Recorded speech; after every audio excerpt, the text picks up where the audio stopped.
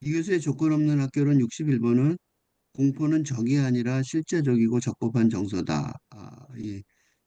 살근대 혁명 실천론 11번입니다.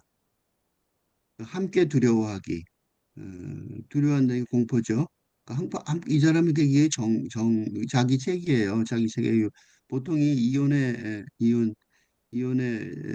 글들은 이게 일종의 책 소개랑 비슷해요. 자세히 소개하는 거죠. Ethics for Insecurity. 그러니까 불안함은 공포를 느끼잖아요. 그 불안의 윤리학의 저자. 그러니까 이 책이 아마 이 글이 아마 이 책의 2023년에 나온 책이니까 최근에 나온 이 책의 요약일 가능성이 높습니다.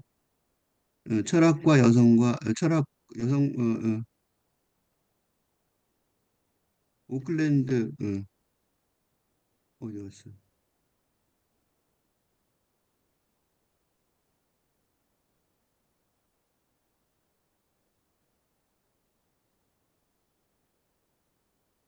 음, 저자 여성과 젠더를 연구하는 오클랜드 대학교의 철학과 조교수 하빈의 잘 두려워하는 건 미덕이며 용감한 것보다 더 중요하다. 이게 무슨 소리냐면 이 용감한 게 being brave가 지금까지는 계속 중요했단 말이죠. 영화 보면 그러세요. 주인공 굉장히 용감하잖아. 그죠? 무슨 영화를 보더니 대강 그게 기준이죠. 그러니까 두려워 쩔쩔매면 그건 주인공이 아니잖아요. 근데 to feel well 이거 굉장히 엄청난 변화예요. 두려워하는 거는 미덕이다고 말해야 되는데 이게 왜 fear well이라고 썼냐면 이건 뭐냐면 두려워함, 응? fear well, 공포. fear는 전통적으로 용감한 것에 비해서 용감함에 비해 악덕이었으니까 새롭게 두려워함을 긍정적으로 강조하려고 잘 두려워함 응? 이라고 외를 붙인 거예요. 그러니까 잘 두려워함 이런 말 되게 웃기는 말이죠. 그죠? 그 fear well이 뭐야? 그죠? 뭐냐면 어, 로 정의. 그 옛날에 있던 그 두려워함의 정의를 그냥 다시 쓰려니까 헷갈리잖아요. 그래서 이런 얘기들이 지금 최근에 이게 굉장히 많아요. 왜 그러냐면 이게 내가 데리다의 구명론을 맨날 하는 얘기가 이거예요. 그 샤크, 데, 샤크 데리다의 구명론에 의하면 구명론이 뭐냐면 예전 이론이에요. 의 기본 개념은 이것도 구명론도 데리다는 그렇게 열심히 안 했는데 내가 열심히 설명해요. 기본 전략은 근대 시대 동안 사용되던 용어를 이제 근대에서 탈근대로 혁명적으로 전환하는 상황에서 사용하는데 다시 사용할 수밖에 없는데 할 수밖에 없는데 왜냐면 왜냐면 탈근대 시대의 새로운 담론은 아직 구축되어 있지 않으니까 그 새로운 탈근대 제가 뭔지 잘 몰라요. 그래서 같은 용어를 같은 이름을 어? 전혀 반대되는 다른 뜻으로 사용할 수밖에 없는 게 지금 시대의 현실이라는 것을 반영한 음, 전략이라는 거죠. 응? 두렵다는 말은 옛날부터 있었어요. 옛날엔 안 좋은 말이었어. 에이, 뭘 두려워하냐. 특히 이 남존, 이건 언제냐면 그 남존 여비의 그 가부장 제도에서 남성의 우월함은 주로 용감함으로 표현됐으니까. 여성은 속으로는 두렵지 않은데도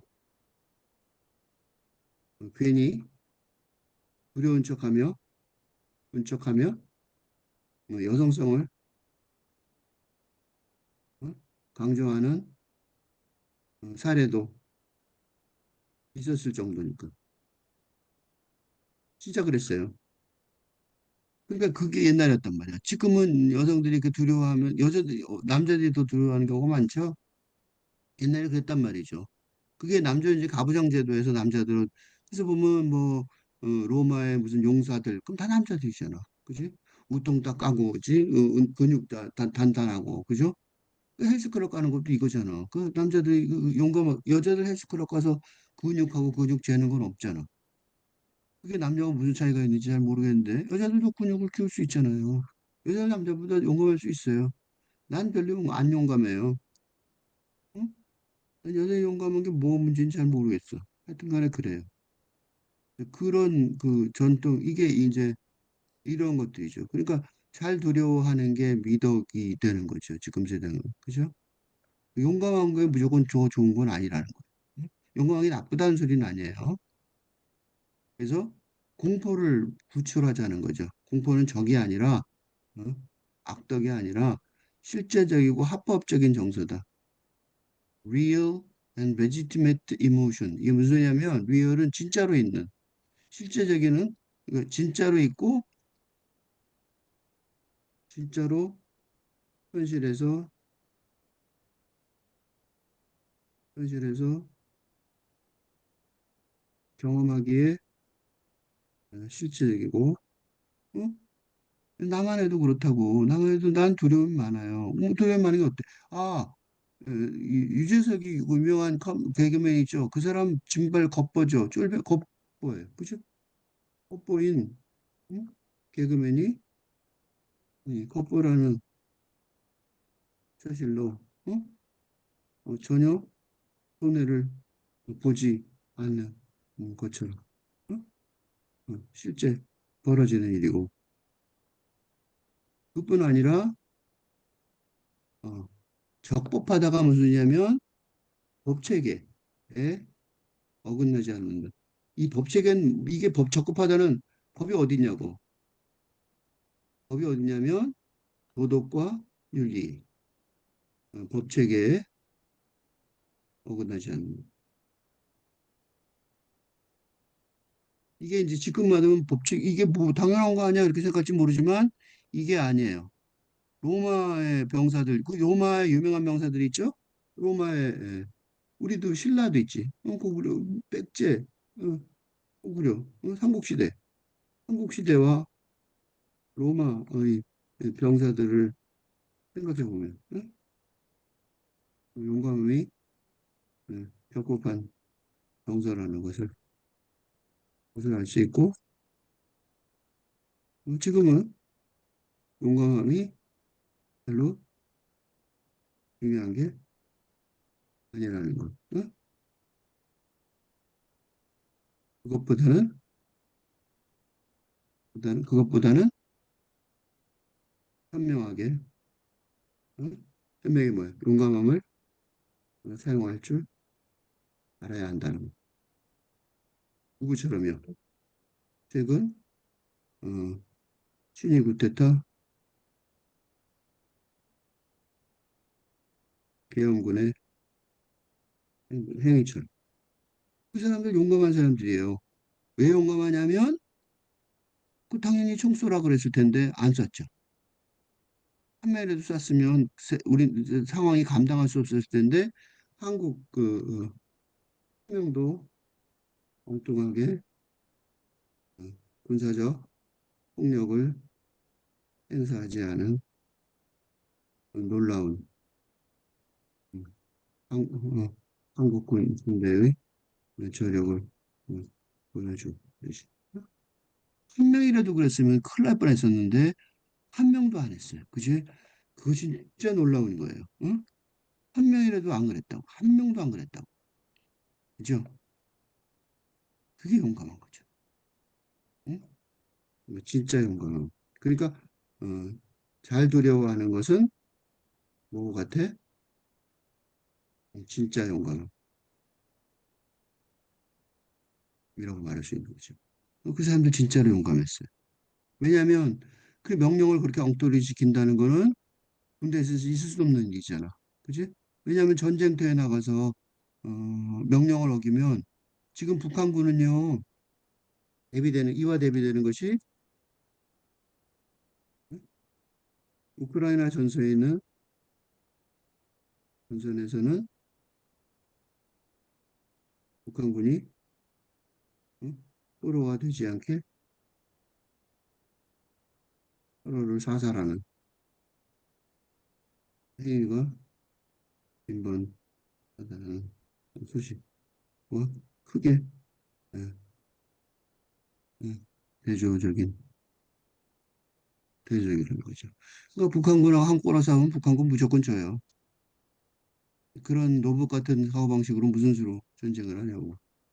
어? 그래서 무조건 이길 수가 없어요. 그냥 그 사람들만 불쌍한 거죠. 그냥 빨리 깨우쳐줘야지, 우리가. 그래서 공포 속에서 서로 지지를 하려면, 그러니까 그게 공포가 목소리를 갖게 해줘라. 이 말 여기서밖에 안 써 있어. 뒤에는 설명이 잘 없는데요. 이거 되게 중요한 말이에요. 이건 뭐라고 말할 수 있냐면, 음? 계엄군. 그러니까 북한군이 공포를 말하지 못하게 어, 하기, 예, 자신의 병사를 서로 부추기는 것과 대조적으로 한국의 계엄군은 음? 명령을 어긴다는 그것도 잘 훈련된 정예부대들이 왔죠. 정예부대, 정예부대의 음, 용사들이었는데도 어? 없는데도 명령을 어긴다는 공포를 서로 목소리를 내었기 때문에 내는 바람에 응? 그러니까 상사도 그랬고 만약에 상관도 그런 식으로 암시를 주었고 상관이 무식하게 지시했더라도 어, 병사들 스스로 서로 목소리를 내요. 진짜 용감함의 모델이 되어. 예? 한 명이 하면 한 명이 그랬으면 에, 내가 이거를 겪었어요. 나는 그 독재 시대를 좀 살았는데 박정희 대통령이랑 그때요. 이 공포를 목소리를 낼 수가 없어요. 내면 뭐라 그러냐면 술 먹으면서도 내도 아이고 그 얘기 하지 말라고 막 그랬다고요. 무섭다고 하지 말라고. 응? 그런 얘기 하지 정치 얘기하지 말라고 그랬단 말이죠. 그게 이 공포의 목소리를 내는 국민은 절대로 독재 국가가 될 수 없다는 역사. 그러니까 일단 그래서 나는 미국이 아주 걱정이 됩니다. 왜냐하면 2001년도 미국의 그 9.11 사태 때 사태 때 음, 작은 강연회에서 음, 미국의 이라크 침공을 아직 언급도 안 됐을 텐데 어, 예언하고 반대했더니 CIA와 진짜예요. 와 FBI가 의 존재를 느끼게 하는 얘가 감시한다는 존재를 느끼게 하는 경험을 했습니다. 그러니까 목소리를 내지 말라는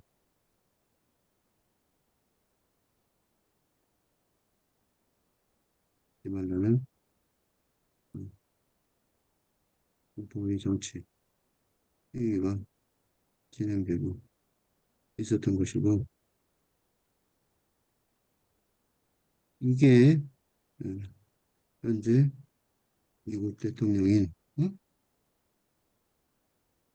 미국 대통령이 된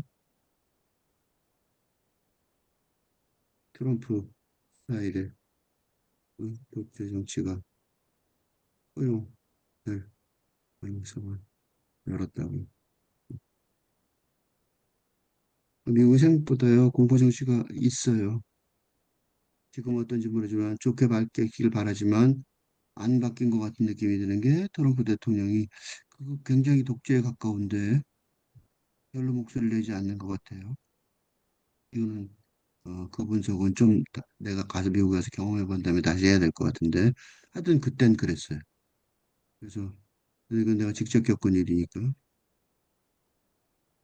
용기가 아리스토텔레스의 핵심 미덕이라서 지금 내가 말하고 있는 문제는 생각보다 굉장히 심각한 인류사적인 고민인데, 왜냐하면 그리스, 그지?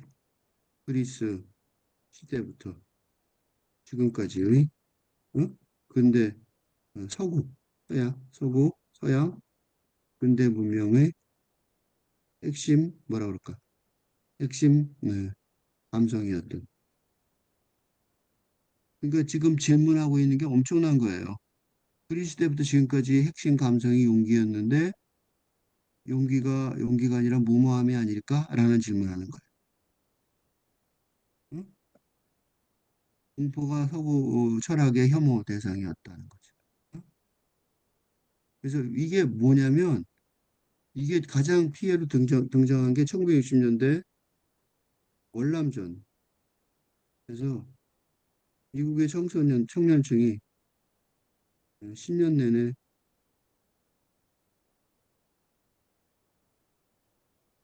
징병 반대 운동을 했지만 실패했는데, 그래서 뭐가요? 신자유주의, 자본주의가 득세를 해서 해버렸는데 실패해서 그래서 지금 이 꼴이 된 거예요, 세상이. 근데 그거는 내 생각에는 그때도 무슨 걸 했어야 되냐면 이렇게 그때 학생들이 용감하게 덤볐는데 나는 그때 공포의 목소리를 냈으면 어, 내었기를 내었었기를 내었었으면 어땠을까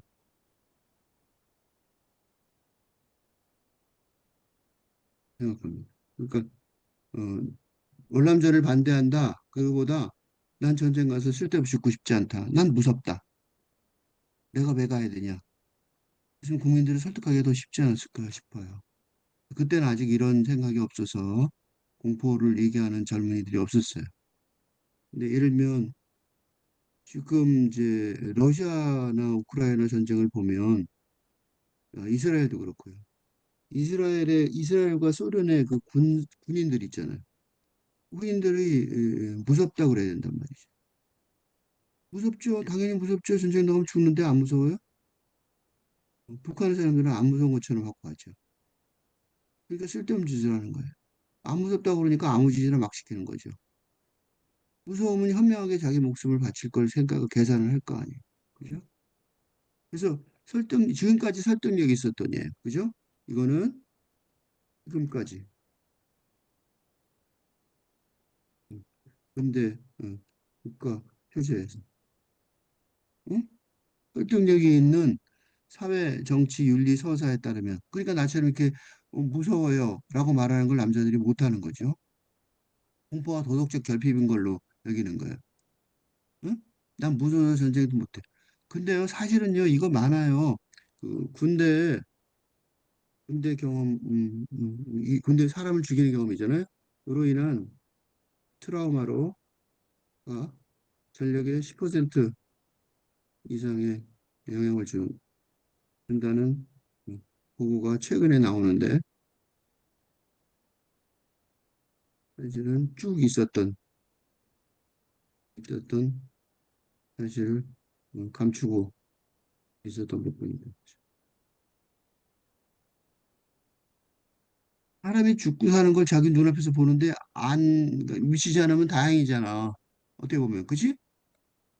그걸 인정해야 되는데 지금까지 인정 안 해준 거예요.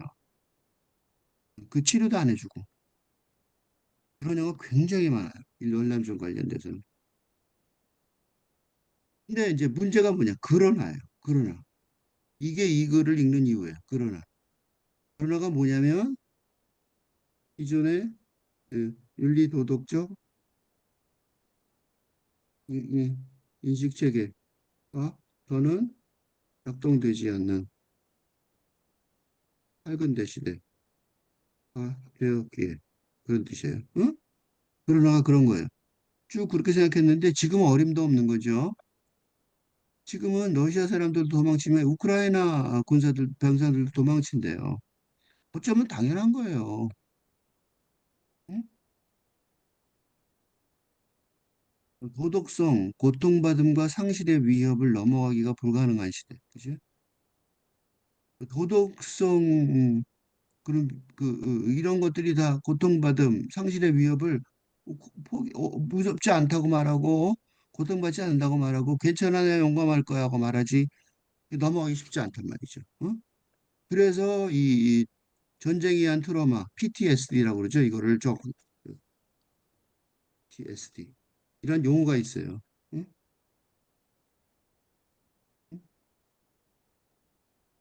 전쟁에 갔다 와서 하는 그 트라우마가요. 이건 지금은 이제 군인 병원에요. PTSD 병원이 따로 세워질 정도로 인정을 받아요. 왜냐? 이 고통받음과 상실의 위험을 넘어가기가 불가능하다. 개인이 넘어가기가 불가능하다는 거를 지금은 안단 말이죠. 그러니까 뭐냐? 산다는 게 이런 공포에 직면하는 걸 뜻하는 시대란 말이죠. 이게 뭘 뜻해요? 이게 지금 그 취업과 결혼과 출산의 미래를 지연하는 어, 상대의 청년층이 예? 우울과 불안에 시달린 그죠? 산다는 것 자체가 어? 산다는 것 자체가 공포에 시달리는 거란 말이죠. 그래서 사는 게 무서워요. 결혼이 무서워요. 지금은 그렇게 말하는 게 하나도 이상하지 않단 말이죠. 응? 당연히 무섭죠. 그러니까 두려워하기가 옛날처럼 용감함에 도덕적으로 열등한데 야 그렇게 하면 되냐? 네가 남잔데 말이야. 그게 아니라 그걸 두려워하기를 실제로 잘할 수 있다고 생각해야 된다는 거죠. 두려움을 잘할 수 있는 게 중요해요. 지금 세상엔. 왜 그러냐면 여기서 지금 중간에 이게 이 글이 이런 글들이 문제점이 더 큰 틀에 관한 설명이 생략돼 있어서 어떤 맥락에서 어떤 컨텍스트죠. 그러니까 에서 어떤 맥락에서 이런 전환이 이루어져야 하는지 음, 고려하지 하지 않는데, 그지? 요새죠, 요새. 최근 때문에 그런 거죠. 옛날에는 아니었다고. 그러니까 이 최근에는 어떤 일이 있냐면, 어, 그래서 어떤 사람이 있냐면 이게 혼재돼 있어요. 반응이 혼재되어 있어요. 혼재됩니다. 무슨 소리냐면 누구는 아직도 누구는 응? 남자는 용감해야 된다 한다고 주장하는 경우도 있고 있는데 그때 동의할 수밖에 없는 그 집단의 에토스가 있을 수 있어요. 그러나 이제 그러나 시대가 바뀌어 응. 공포를 솔직하게 고백하는 게 어색하지 않은 게 더 보편적이 되어가고 있는 중인 거죠. 그러니까 이게 지금 혼란스러운 상황이에요. 그러니까 왜 혼란스러운지를 설명하는 게 되게 중요한데 그건 설명 안 하고 있죠. 그죠? 언제 그러면 그래야 돼? 왜 그러는지, 언제 그러는지, 그지? 그러니까 언제, 왜 바뀌고 있는지 검토하는 게 아주 중요합니다. 그렇지 않다면 이런 공부가 쓸모가 없을 것입니다. 언제 써? 그지? 언제? 그러니까 문제가 뭐냐면 이거 좋아. 그래서 두려워한다고 말해. 그럼 사람들이 웃는다니까.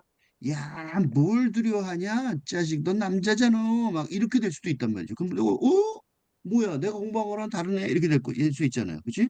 그 굉장히 현명해져야 돼요. 공부를 그래서 이 복잡한 현실에 이런 복잡한 혼재 상황 때문에 특히 이런 공부를 할 필요가 있습니다. 현실이 단순하다면 공부할 필요가 별로 없겠죠. 그래, 두려워하는 걸 잘하면 돼. 이렇게 생각하면 좋을 텐데, 사실은 아직도 용감하게 중요해. 그런 사람 많단 말이죠. 응? 아버지가 그럴 수 있어요. 근데 아버지한테서, 아버지, 나 취업하는 게 두려워요. 그럼 아버지가 화를 팍 내면서 그러겠지. 야, 다 누구나 이렇게 힘들게 사는 거야. 이럴 거 아니에요. 그죠? 대화가 안 되겠죠. 그럴 수 있단 말이죠. 그럼 그 사람한테 화를 낼 수가 없어요. 왜 화를 낼 수가 없어요? 그 사람들은 그런 시대에 살았다고. 두려워하기가 용감함에 도덕적으로 열등한 대안이었던 시대를 살았던 사람들이란 말이죠.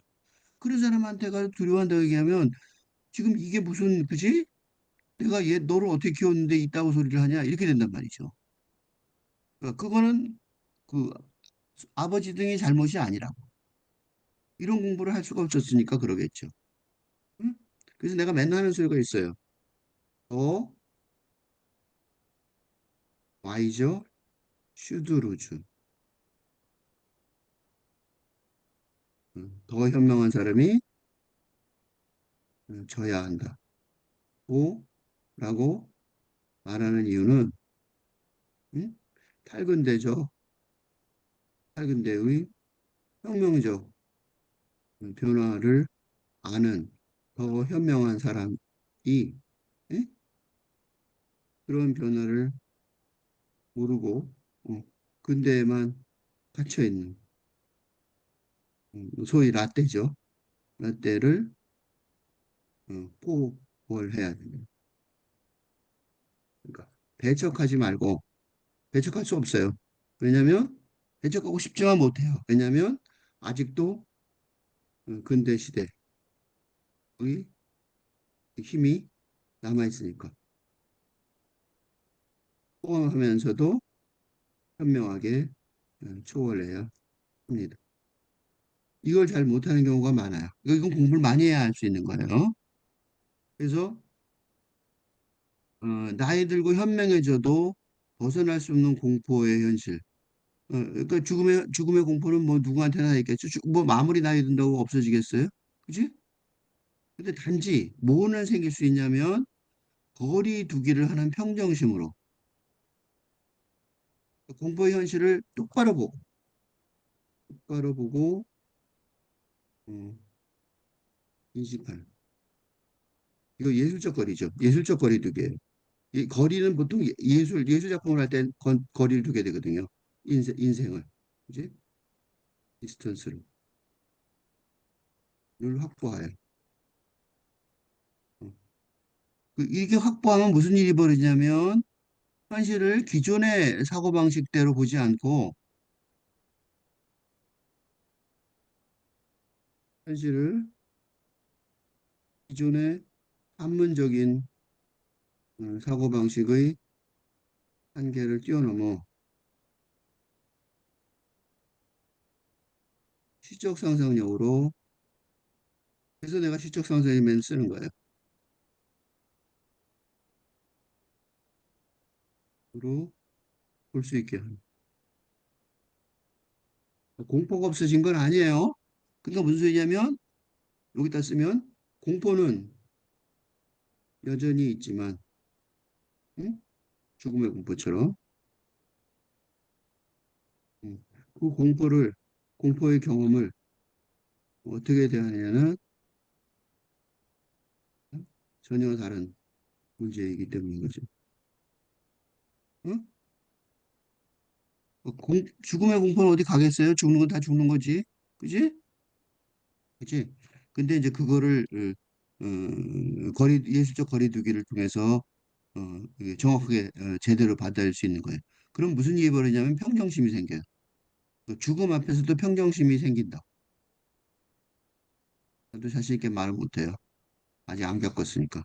그 죽음을 받아들이는 거죠. 이게 그 죽음에 대해 5단계를 쓴 그 페블러 로스의 5단계론에서도 그죠? 페블러 로스의 음, 경험의 5단계론 마지막 단계 공포를 받아들여 억셉트하는 거죠. 그럼 어떡하냐고, 그지? 공포가 왔을 때 그게 어쩔 수 없는 공포. 아까 필요 없는 거 받아들이면 안 돼요. 이게 어려워요.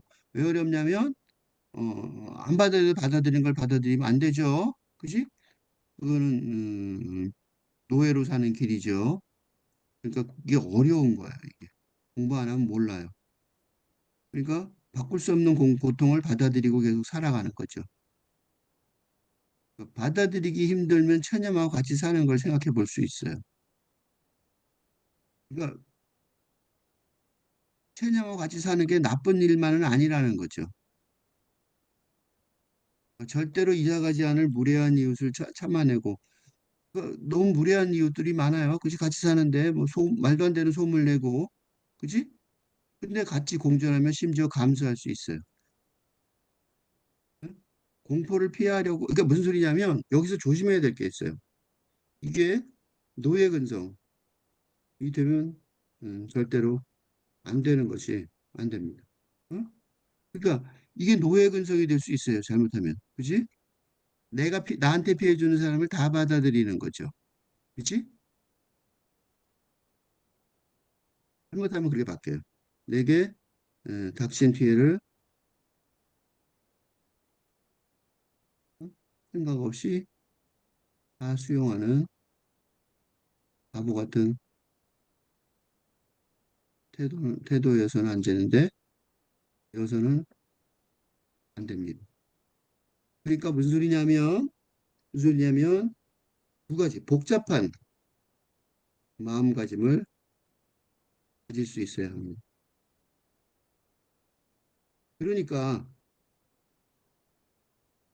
무례한 이웃을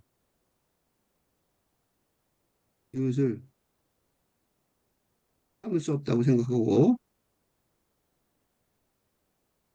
어, 장기적으로 이사를 가는 등 어, 대책을 대책을 세워서 극복하고 초월하려고 해야 하는 게 우선입니다.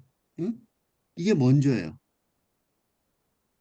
그렇지. 그러나 그 전에, 그 전의 기간 동안 응? 그런 피해에 일방적으로 당할 필요가 없다는 것입니다. 응? 그래서 수용과 호월의 자세가 그 사람을 봐주는 게 아니에요. 그 자세가 요구됩니다. 응? 그러니까 무례한 이웃을 인정하는 게 아니라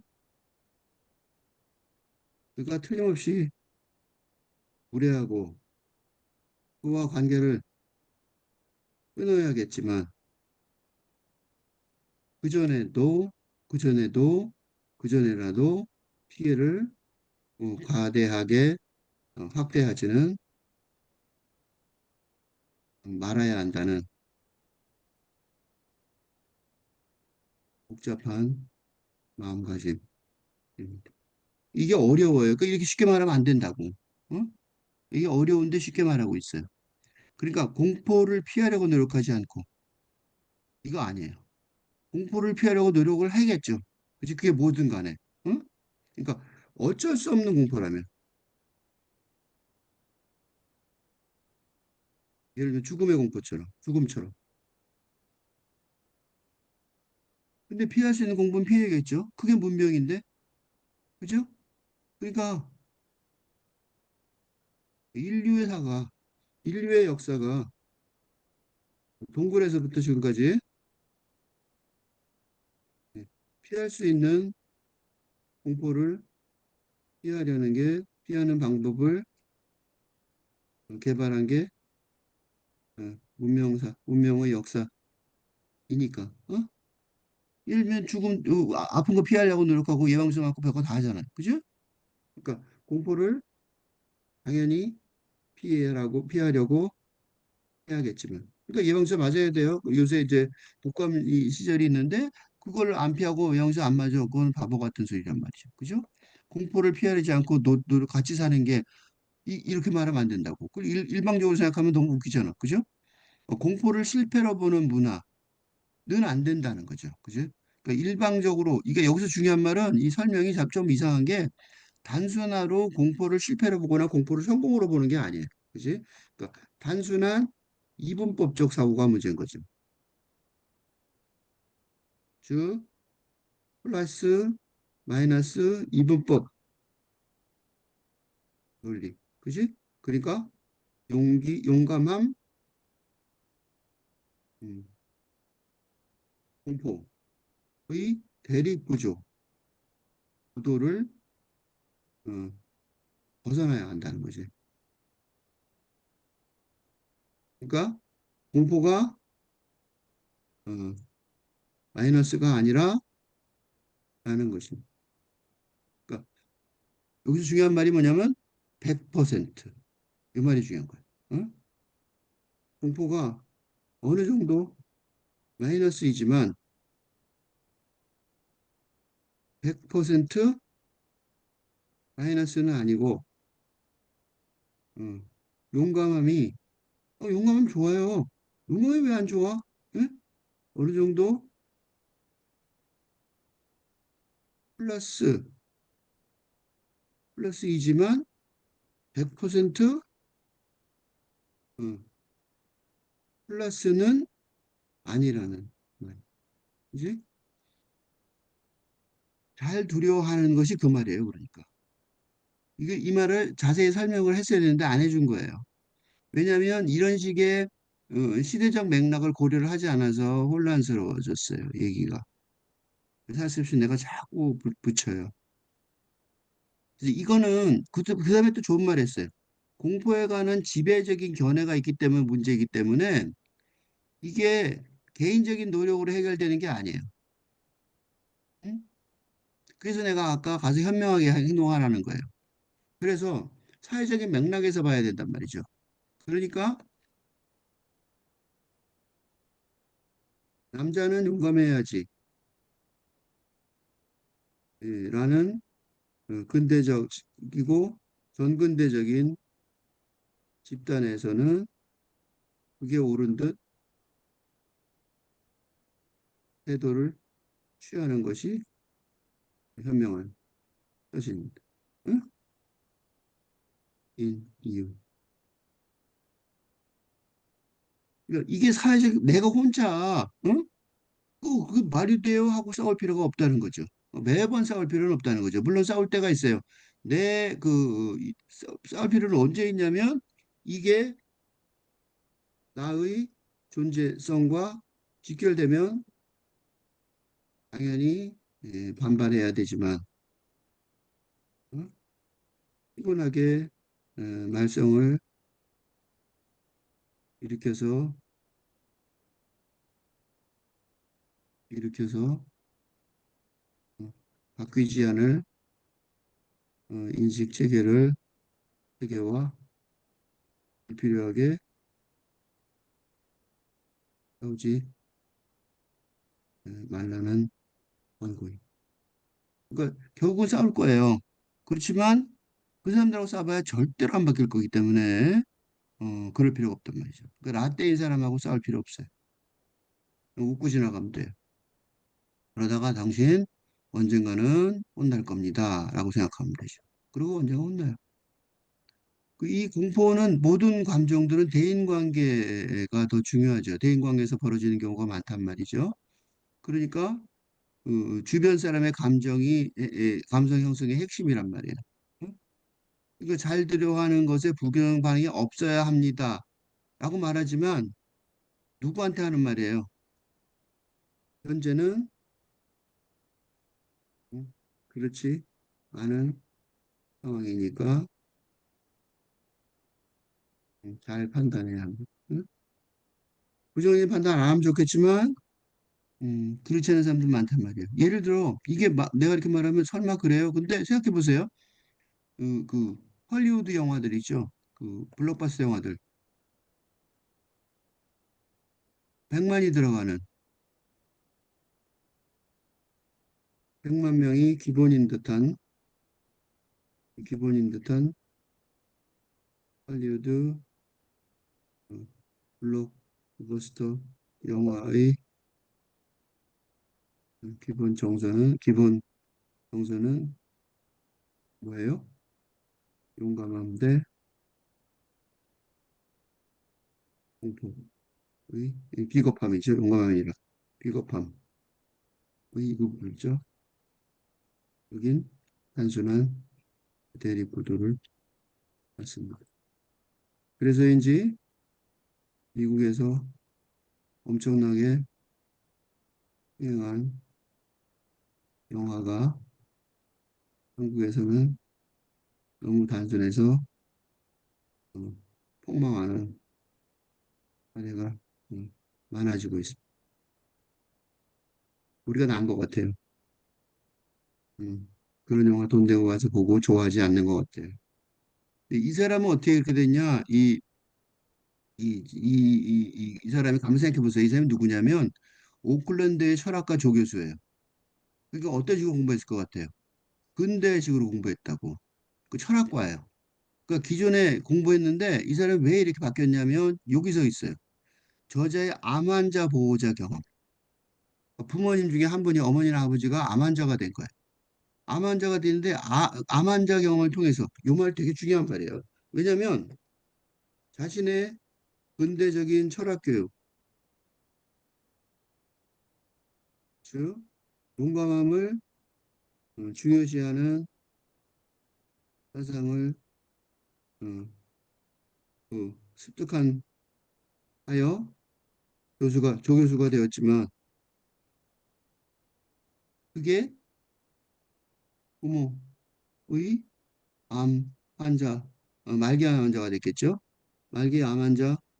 암 환자라고 썼지만 말기암 환자 같아요. 그렇지 않으면 이 국적으로 바뀔 리가 없죠.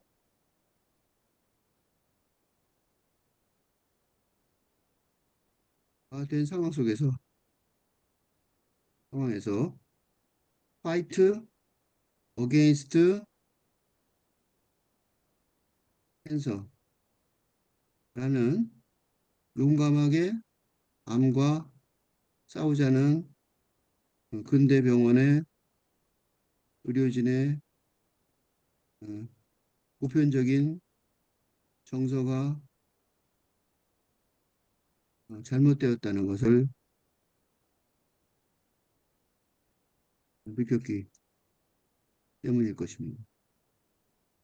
그렇게 그런 것 같아요. 예를 들면 이게 뭐가 문제인 줄 아세요? 이렇기 때문에 죽는 순간까지 죽을 준비도 못하게 준비도 할 시간을 주지 않고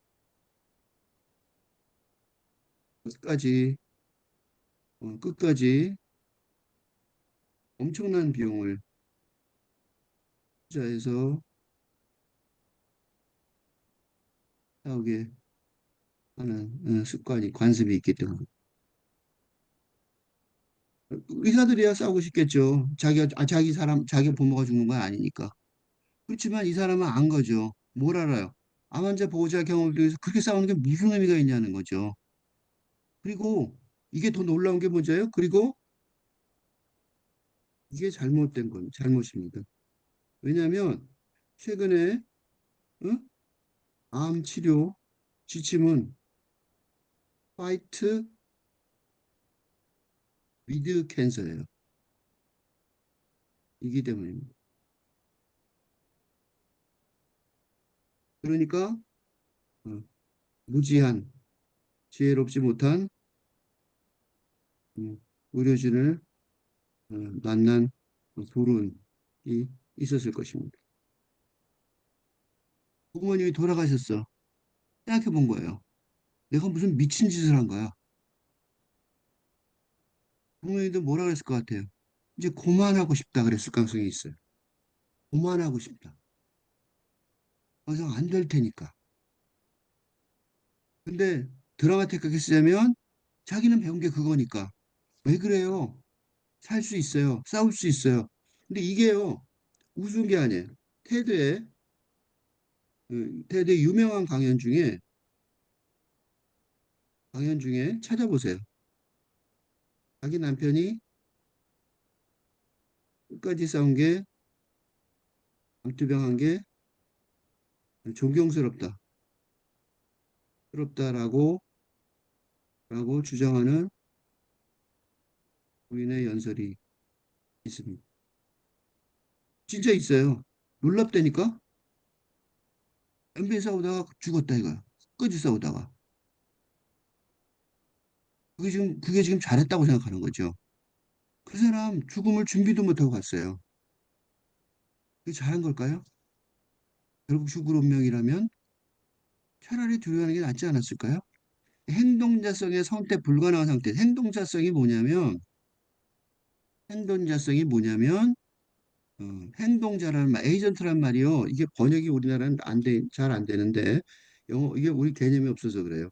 그러니까 그 독립 주체성을 가진 정체성의 근대 자아는 모든 행위를 자신의 책임으로 논리적으로 현명하게 합리적으로 인 결정을 내릴 것이다. 라는 전제에 바탕을 둔. 그게 행동자성이에요. 너가 행동자성에 의해 선택했다 이거지. 그치? 그러니까 합리적으로 결정을 내릴 거라고 생각하는 거죠.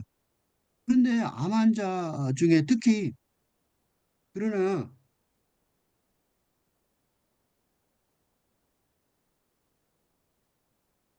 알기 암 환자 중에 응? 사경을 헤매는 경우 행동자로서 선택할 길이 없는데. 그치? 근데 뭘 선택해? 죽을 거 말거 그러는데. 그치? 그러니까 말기 암 환자 중에서 사경을 헤매는 경우에 행동자성으로 선택할 가능성이 없어요. 응?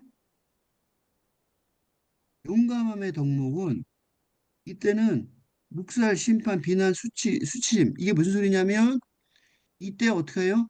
이때 용감해봐야 뭐예요? 아무것도 도움이 없다고. 그치?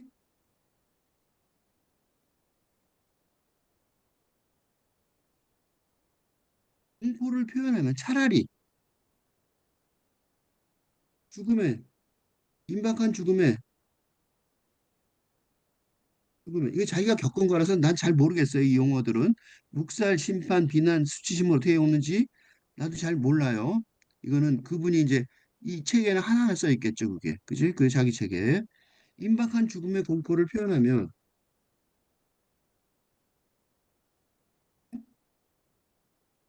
공포를 견딜 수 있단 말이죠. 왜냐하면 혼자가 아니니까. 응? 병동에 말기 암 환자들이 있을 테니까. 공포를 견디게 도움을 서로 준단 말이죠. 그지? 그리고 그 공포를 견디는 상황을 혼자 남겨 있지 않겠죠. 어? 동정적인 수용이라고 생각했잖아요. 동정적인 수용이 뭐냐면 서로 받아들이는 거죠. 그지? 동정적인 수용을 해서 이게 왜 중요하냐면 여기에 있어요. 응급 상황과 치료 사이에서. 응급상황이 뭐예요? 죽으려고 그래서 응급병실로 내려갔다가 다시 올라와서 일반 병동으로 올라오는 거죠. 그 무슨 소리예요? 응급상황과 치료사에서가 뭐예요? 죽으려다 살고 죽으려다 사는 거예요. 이 사이에서 뭐예요? 약간 더 숨을 쉴 수 있는 공간, 확장성을 갖게 됩니다. 무슨 소리예요? 좀 숨을 돌리고 생각해 볼 시간을 준단 말이죠. 이게 더 중요한 거 아닐까요? 죽어가는 사람들한테? 이걸 왜 안 해주지 싶죠? 이걸 안 해줘요. 병원에서는 내버려 두면 어떡하는지 아세요? 끝까지, 응? 마지막에 어떻게 하는지 아세요? 죽어가는 사람, 그 병원에서 어떻게 하냐면, 죽는데 막 인공호흡하고요. 막 그 가슴을 눌러요. 인공호흡 한다고. 그러면 어떻게 되죠? 뼈가 부러져요. 죽어가는 사람 뼈까지 부러뜨리는 거지. 결국 죽을 텐데. 다 알아, 죽는지. 다 알아. 근데 산속이 되고요. 막 눌러서 괴롭힌다고. 차분하게 죽지도 못하게 하는 거죠.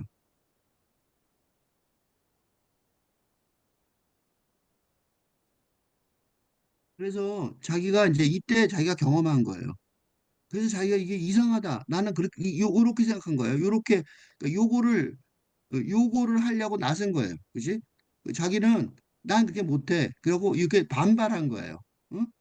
그리고 봤더니 이런 좋은 점이 있었다는 거예요. 그래서 왜 내가 이런 좋은 점을 가질 수 있게 됐는가 생각해 봤더니 마음 챙김 명상. 이게 선수행의 명상이죠. 그 선수행의 명상을 했더니 힘이 있었던 거예요. 그게 자기는 사적 경험이라고, 내 개인적 경험이라고 여겼는데 그게 뭐야? 실제로는 근본적으로 다른 사람과의 연관관계, 인간관계를 증진시키는 힘을 주는 거죠. 자기가, 이건 참 굉장히 중요한 용기 있는 고백이에요.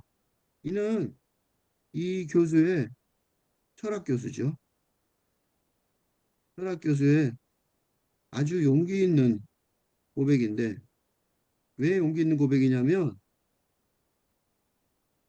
자기는 오클랜드 철학과 교수예요. 그러면 자기의 사상은 뭐예요? 어, 서구, 그죠? 서구 사상을 교육하는 학자로서, 그죠? 학자로서 마음챙김은 동양 한불교의 명상 수련에 의해 어, 아주 중요한 교훈을 얻었다는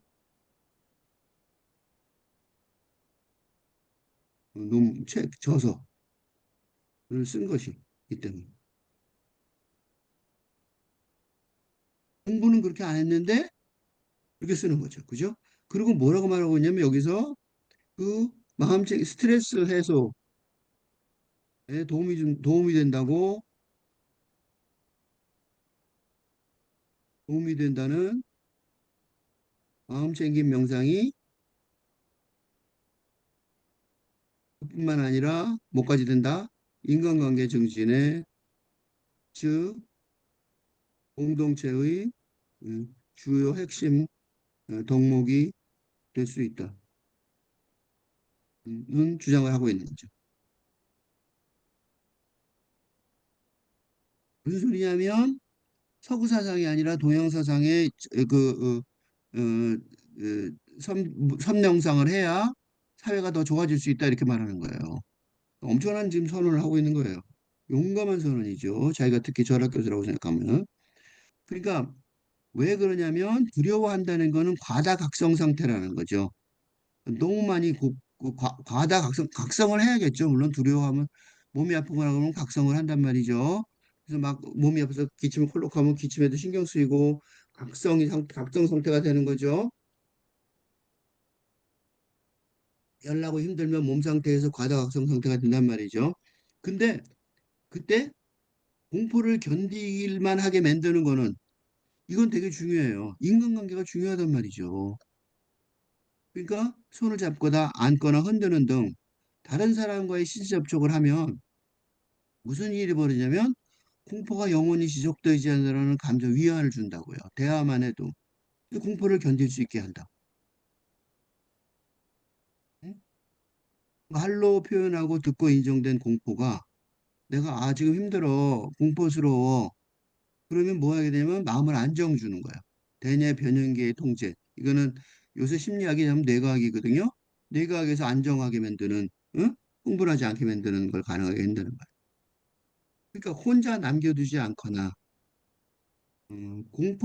공포를 경험하는 게 실패로 여겨지지 않을 때 힘들다고 말하는 건 괜찮단 말이죠. 그러면 그런 말하면 공포는 견딜만 해지는 거야.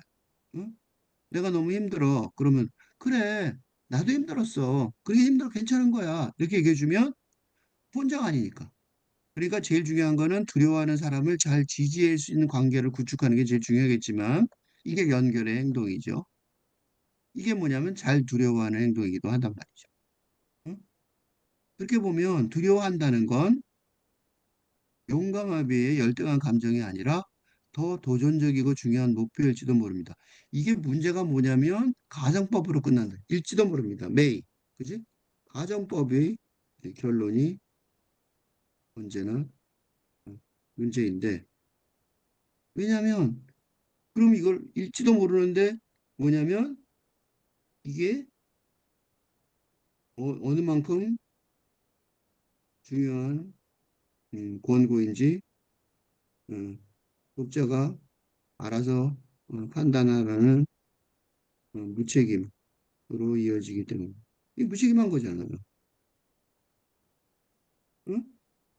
그렇게까지 열심히 쭉 읽었는데 이게 지금 내가 한 논문 하나만 살짝 읽었지만 사실 이게 책 한 권이잖아요.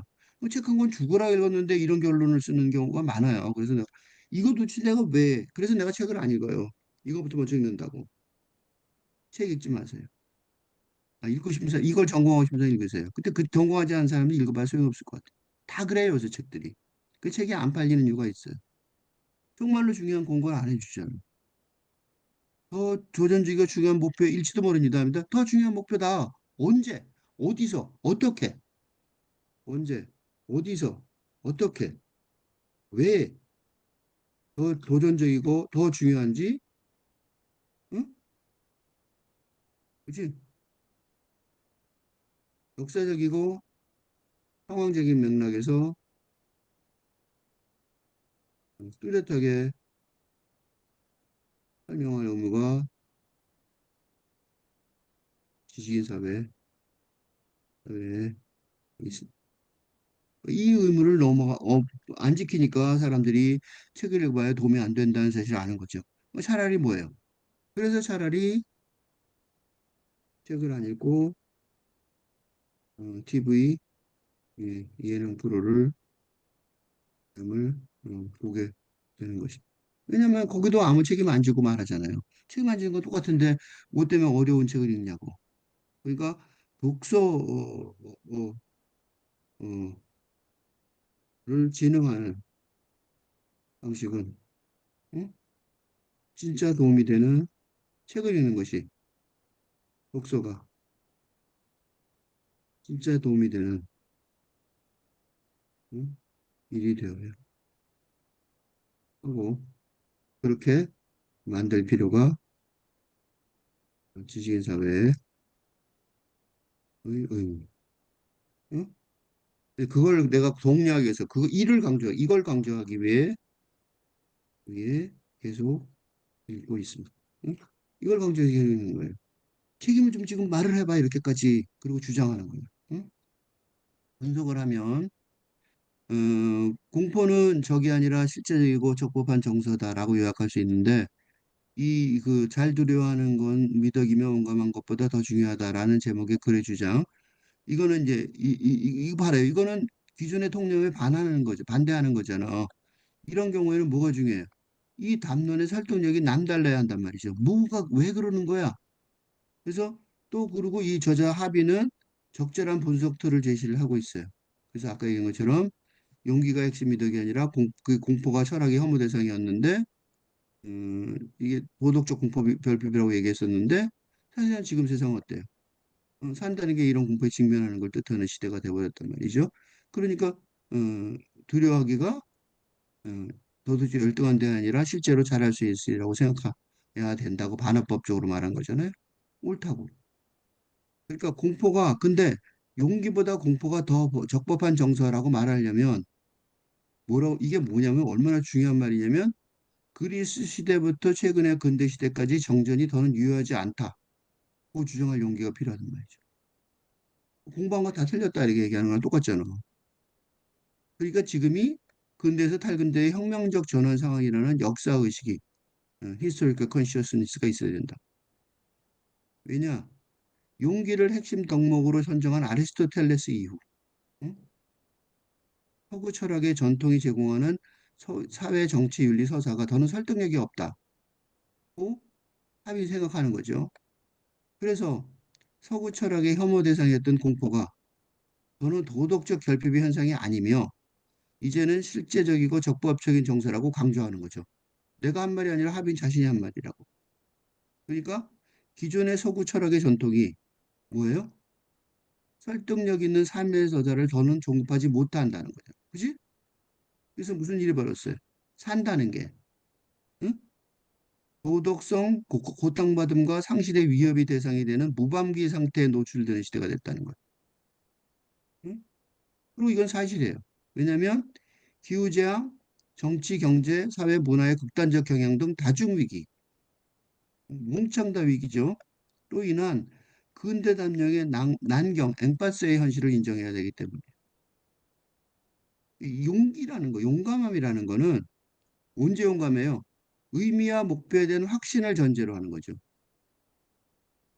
특히 전쟁 같은 경우, 투쟁과 대립의 사태에서의 용감함은 이게 왜 벌어지냐면 플러스 마이너스 이분법적 대립 구조에 대한 신념에 기반하는 거죠. 저 사람은 왜 죽여? 악마니까 죽이는 거죠. 악이니까. 그지? 그러니까 정의의 아군이라고 믿기에 불의의 적군에 대한 투쟁과 대립에서 용감함을 드러낼 수 있는 거야. 영화 존 오브 인터레스트라는 영화가 이번에 아주 좋은 영화였는데 수백만 유태인이 말살 현장 바로 옆에 소음도 들리고 죽이려는 소음도 들리고 총소리도 들리고 굴뚝에 하얀 연기를 배경으로 살아가는데 뭐라 그러냐면 낙원이 따로 없거나라고 감탄하듯 아우슈비츠 소장 가족의 삶은 이게 어떻게 가능하냐면 이 말도 안 되게 이게 어떻게 가능해요? 근데 진짜예요. 이거 실화예요. 불의의 적군을 그게 누구든 자의적으로 말살할 권리의 합법성과 정당성을 전혀 의심하지 않을 정도로 믿어야 하는. 그래서 이걸 믿지 못하는 사람이 있어요. 뭐냐면 이, 이, 이 수용소장의 장모가 어, 단기간 방문하는데 처음에는 어, 낙원이 따로 없구나. 그 여자가 한 말이에요. 없구나 감탄을 하지만 나중에는 표정이 전혀 바뀌며 이게 되는 모습을 보여줘. 나중에는 아주 괴로운 표정으로 바뀌어요. 말도 못하는 거죠. 자기 딸 얘기니까. 어, 그 여자도 분명히 독일 여자일 텐데. 그러니까 죽을 때까지 전범으로 처벌받아 죽을 때까지 너 모르는 거예요. 응? 그 영화 스텔라가 있었는데 영화 스텔라는 스텔라처럼 극소수는 양심의 가책을 받아 가끔 자살을 하더라도 그런 사태가 있었고 장모가 그랬는데도 불구하고 장모가 자기 딸한테 뭐라 그랬겠죠? 근데 전혀 안 먹힌다는 걸 알겠죠? 알았겠죠? 한나 아렌트가 홀로코스트 책임자인 아이만의 전범 재판을 보도하다가 깨닫고선 예루살렘의 아이만에서 악의 평범성 이거 요새 되게 유명한 말이 됐는데 페널리티 오브 이블이죠. 라고 정의하며 이게 뭐냐면 어느 한계인의 악마화 시도가 소용없다는 거야. 아이만을 악마로 만들어봐야 소용없다는 거야. 왜냐하면 이게 뭐다? 시대 정치인 자체의 한계에서 비롯한 비극이라는 거. 응? 누구 개인의 문제가 아니라는 걸 깨달은 거죠. 일에게 지독하였듯이 근대 사회에 소속한 개인의 잘못이라기보다 그래서 그 소장 부인은 절대로 반성을 안 해요. 내 잘못이 아닌데 뭐 왜 나만 갖고 그래 이렇게 되는 거죠. 내가 우연히 여기 근무하지 뭐 다른 독일인들은 뭐 날 게 뭐 있어 이렇게 되는 거죠. 여기 학군도 좋고 다 좋은데 왜 그래 이렇게 되는 거죠. 그러니까 근대 사회를 지금까지 번영으로 이끈 그리스 시대 이후의 서구 인식 체계가 이 자체가 어떻게 됐어요? 사무엘 베케트의 고도를 기다리면서 이미 말했듯 용감함으로만 대체할 수 없는 방향상실의 시대를 만나고 있어서 그래요. 고도를 기다리면서 블라디미 두 똘똘이 블라디미르 디디와 에스트라곤 고고가 공이 잘 보여주듯 고도라는 오지 않을 신성을 기다리며 두려워하기를 해요. 그 사람들이 하는 일이 기다리면서 두려워하면서 기다려요. 도덕적으로 열등한 대안이 아니라 실제로 잘할 수 있는 것. 그래서 그 연극이 지금도 상연이 돼요. 그, 아니, 실제로 잘할 수 있는 것이라고 장담할 수는 없어요. 그거는 실제로 잘할 수 있는 게 아니라고. 실제로 어쩔 수 없이 해야만 하는 것. 이게 더 맞아요. 그래서 이거 잘못 쓴 것 같아요. 그러니까 고도를 기다리면서 보면 알 수 있어요.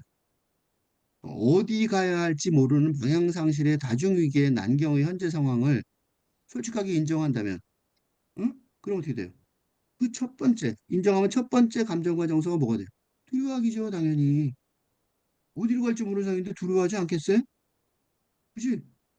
이게 어디 갈지 몰라서 두려운 거예요. 난 안 두려워. 그런 사람이 있을 거예요. 난 지금 괜찮은데 집에 있는데 그게 아니라고요. 뭐 혹탄이 떨어지는 것도 아닌데 그게 아니라고요. 우리나라는 우크라이나가 아닌데 그게 아니라고요. 우리나라는 북한이 아닌데 그게 아니라고. 용감함의 열등한 짝이었던 근대 감정과 정서 중에 하나인 두려워하기가 아니라 응? 근대 감정과 정서에도 있었단 말이야. 이게 탈근대 담론 구축의 출발점이 되는 영성세계와 연계된 탈근대 정동인 두려워하기. 똑같은 두려워하지 아니면 다르단 말이에요. 그래서 내가 아까 얘기한 같은 두려워하기라는 감성의 용어를 사용하지만 자크 데리다의 구명론에 따라 옛 이름 이론에 따라 응? 탈근대 정동을 설명하기 위해 응? 근대 감정과 정서를 사용한 거예요. 두려워하기라는 용어는 공포란 영화는 옛날에 있었단 말이죠. 그러니까 주인공 영웅의 용감함이 서사의 중심이던 시대에 찬양받던 용감함을 강조하기 위한 반대 개념으로, 응? 반대 개념으로 말하는 게 아니에요. 혐오의 대상으로 설정한 공포를 지금 말하고 있는 게 아닌 거죠. 이건 혐오의 대상이 아니란 말이에요. 응? 그러니까 푸틴의 우크라이나 침략이나 네타냐후 이스라엘의 팔레스타인 유린 작전 등이 뭐예요? 무시무시한 얘기예요. 핵전쟁으로 확산할지 모를 제3체 대개제전을 유발할 것 같은 용감함이란 말이죠.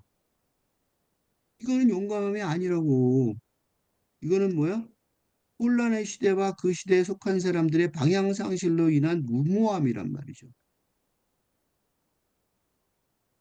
그러니까 근대에서 탈근대의 혁명적 시대 전환 상황에서 어떻게 해요? 잘 두려워하기가 우선시 되어야 한다. 미덕이 되어야 한다. 이건 아주 설득력 있는 주장이라고. 공포를 피하려고 하지 않고 같이 사는 게 공포를 실패로 보는 문화가 준비해 주지 못한 잘 두려워하는 것의 일부입니다. 공포에 관한 지배적인 견해를 벗어나서 사적인 노력의 차원에서가 아니라 사회적 맥락에서 보기 시작할 수 있습니다. 용기와 공포라는 근대 담론의 플러스 마이너스 이분법적 구도 자체가 문제죠. 그러니까 공포를 벗어나야 한다는 개인적 노력만으로는 해결이 불가능해요. 혼자 안 된다고 안 된다고 뭐라 그러지 마세요. 사회적인 맥락에서. 즉, 기존의 인식 체계 자체를 비롯한 공동체의 담론 자체의 혁명적인 변화를 통해서만 실현 가능하다는 거를 하빈이 주장하고 나도 주장하는 거죠. 그러니까 헐리우드 블록버스터 영화 대부분의 중심 서사이기도 한 주인공 영웅의 용감함보다 잘 두려워하기를 용감하게 우선시하게 된 거. 이건 놀랍잖아요. 왜 놀랍냐면 오클랜드대의 전임 교수가 되게 할 정도로 하빈 자신이 근대 체제 내부에서 제대로 된 철학적 훈련을 받았어요. 근데 개인적으로 암 환자 보호자가 되자 서구 철학의 용감함이란 감정과 정서가 거의 아무런 도움이 되지 않을 뿐 아니라 오히려 방해가 된다는 걸 온몸으로 체험하게 됐기 때문에. 그래서 아까 말한 암 환자 보고 이거 쭉 이거는 다시 안 읽어도 되겠죠? 실제는 이게 진짜 용감함이라고 생각하는 거죠. 특히 한국 언론에 노출된 소위 비판적 지식인들이 비판도 안 해요. 뭐냐면 진영 논리에 편안하게 소속된 상태로 용감한 척하는 작태와 비교한다면 더욱 그러한 거죠. 응? 필자가 한국 미래의 갈 길을 모색하기 위해 번역해야 하는 이혼의 영문글을 주로 읽지 않을 수 없는 이유에 한국말로 읽었으면 좋겠어요. 인용하고. 윤리적, 도덕적 책임을 지는 행위를 할 수 있으려면 어떻게 해야 돼요? 독립, 주체성을 지닌 정체성의 근대사가 전제가 돼야 돼요. 근데 암 환자나 암 환자 보호자에게 그런 행동자성의 선택 불가능형이 운명인 거죠. 뭐 판단할 게 없어요. 그지? 그래서 이 개인의 무기력함을 직감하게 하는 압도적인 상황 속에서 뭐밖에 없어요. 동감이나 공감이나 연민을 추구할 수밖에 없다. 그지? 죽기 직전에 할 수 있는 일이 뭐가 있냐? 서구 철학자 파빈에게 잘 두려워하기가 용감함보다 더 중요한 덕목이라고 말한다는 것은 자기 전공의 전통적 관습 자체를 거부하는 용기 아닌 용기가 생긴 건 두려워한다는 건 용감에 비해 열등한 감정이 아니라 더 도전적이고 중요한 목표일지 모른다는 마지막 문장을 발화하는 거는 암 환자 보호자라는 사적인 고통받음의 상황 속에서 선불교 참선 훈련의 초보 단계인 마음챙김 명상에 확실한 깨달음이 있어서 그래요. 그래서 사적 경험이라 여기던 마음챙김 명상이 실제로는 다른 사람과의 인간관계를 증진한다고 단호하게 선정할 수 있었어요. 그래서 그 정리가 된 게 요거야. 요게 주제예요. 나이가 들고 현명해져도 벗어날 수 없는 공포의 현실에서 거리 두기를 하는 응? 평정심으로 공포를 받아들이는 것이 하나의 선택이라는 거죠. 응? 바꿀 수 없는 고통을 받아들이고 계속 사는 거고 받아들이기 힘들면 체념하고 같이 사는 거 생각해 보세요. 라고 말한 거예요. 최근 훌륭한 심리학 논문이나 책에서 자주 목격하는 게 뭐냐면 바로 이거예요. 동양 영성서상, 특히 마음챙김 명상의 보편화 현상에서 기이하는 선불교 교리의 일상화된 결론과 거의 같아요. 달라이 라마 영향이 크지만 그래서 고통의 바다, 선불교 명상, 현불교에서는 이렇단 말이죠. 고통의 바다, 고해, 생로병사의 고해이니까 고통이 운명은 누구한테나 있는 거야. 그죠? 이 서양식으로 말하면 그리스도식으로 말하면 원죄죠, 원죄. 원죄처럼 피할 수 없지만 이 고집멸도의 사제를 깨치면 뭘 할 수 있냐? 고통받음을 줄일 수 있다는 거죠. 고통은 어쩔 수 없는데 고통받아서 고통을 쓸데없이 서퍼링 이어가는 거는 안 할 수 있다는 거예요. 이 진리를 깨달으면 어떻게 되냐면 고통의 공포를 평정심으로 받아들이는 것이 최상의 선택지 중에 하나가 되는 거예요. 그 고승들이요 죽을 때 앉아서 죽고 서서 죽고 그래요. 그게 뭐냐면 이걸 보여주는 거예요. 그 죽을 때가 돼서 얼마나 힘들겠어요. 당연히 누워서 죽어야 되잖아. 근데 그 죽음의 공포를 평정심으로 받아들이면 앉아서 죽을 수도 있고 서서 죽을 수도 있어요. 그래서 고우성이 어떻게 죽었다 이게 소문이 나는 이유가 있어요. 그 사람은 진짜로 궁극의 고통, 죽음이라는 궁극의 고통의 공포를 그렇게 쉽게 넘어갔구나 그런 거죠. 고통의 현실과 그 심리적 거리두기가 가능해지는 거죠. 그 고승들은 죽음의 고통의 현실이죠. 시적 상상력에 힘한 거고 그 스님들은 깨침에 힘에 의한 거죠. 하림의 이 글은 데리다의 구명론에 따라 공포라는 근대 감정과 정서를 잘 두려워하는 것이 한 8근대 정도로 읽는 모범 사례. 이 틀을 좀 이용해 보려고 그래요. 이 현실 사태. 한국 대통령의 친위 구테타 사태에도 적용될 불석틀이라고 여겨져서 그래요. 박신홍 기자가 한국 사회의 대표적 증상 중 하나로 지난 여름에 7월 달에 그다지 중요하지 않은 사안에 대해서 뜬금없이 분노를 표출하고 충동적인 고함과 과다한 책망을 일삼으며 일상 대화에서도 공격적인 말과 행동을 서슴지 않는 게 대표적 증상인 공식의학적으로 간헐적 폭발성 장애인 분노 조절 장애 문제를 제기한 바가 있는데 더 큰 문제는 당사자는 그 자신의 지위를 결코 인정하지 않는다는 점인 거죠. 오히려 자신의 행동을 합리화하기 바쁘고 그 과정에서 또 버럭하고 분노하기 일수라는 거죠. 심리 상담 전문가들이 가장 치료하기 힘들어하는 사람도 이처럼 자신의 허물을 한사코 부인하는 자들인 거죠. 이런 자들일수록 타인의 일상적 행동조차 적의가 있는 걸로 받아들이는 적대적 귀향 편향에 사로잡히기도 해요. 그러니까 대통령의 친위 구테타 시도 이후 여야의 정치적 반응과 양측을 지지하는 지식인사회의 반응, 이야말로 적대적 귀인 현상에 사로잡힌 현상이라고 볼 수 있어요. 그러니까 이 대통령이 제일 그 조절 단계가 심한 것 같은데 나머지도 별로 차이가 없는 것 같아요. 그게 문제야. 근데 그런 대통령이 나왔겠지. 공포가 문제가 아니라 용기보다 더 중요한 정동이듯 하지원 고려대 심리학부 교수가 목표로 향해 도중에 방해받거나 부당한 일을 겪을 때 겪는 부정적 감정이라고 하는 분노 또 문제가 아니라는 거죠. 당신의 분노에는 문제가 없습니다. 회피와 혐오, 증오가 문제입니다. 분노에 대한 그간의 잘못된 믿음이 문제입니다. 분노를 일으키는 불의가 문제입니다. 노여한다는 것은 내가 사랑하는 것이 아직 남아있다는 것, 나의 힘을 믿는다는 것, 다다라야 할 지점이 있다는 것, 연결되어 가까워지고 싶다는 것, 귀중한 것을 지키기 위해. 이게 뭐냐면 사랑의 반대가요. 미움이 아니에요.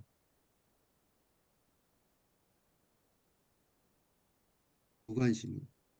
분노도 안 하는 거죠. 미움은 분노하는 거잖아. 미움은 분노하는 거예요. 물론 그걸 헤쳐나가야겠지만 사랑을 계속하려면 무관심이 되면 이제 끝난 거예요. 귀중한 것을 지키기 위해서 마음껏 노여하세요. 당신이 정당하게 분노할 때 무슨 일이 일어나는지 지켜보세요. 다른 사람과 세상을 좀 더 믿어보세요. 그러니까 문제의 핵심은 당신의 분노에는 아무 문제가 없습니다라고 설명하는 게 필요하지만 충분하지는 않다는 데 있어요. 이게 문제예요. 바로 이것 때문에 내가 얘기하고 싶은 거예요. 무슨 소리냐면 당신이란 개인을 중심으로 하는 개인 심리학이잖아요. 이게 한국 대통령의 목표를 상실한 분노로 인한 우스꽝스러운 친위 구테타 등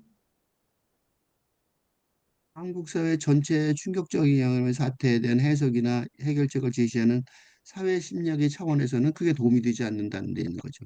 이거 대통령한테 말해 들었겠냐고. 이런 말 들어도 안 했겠지.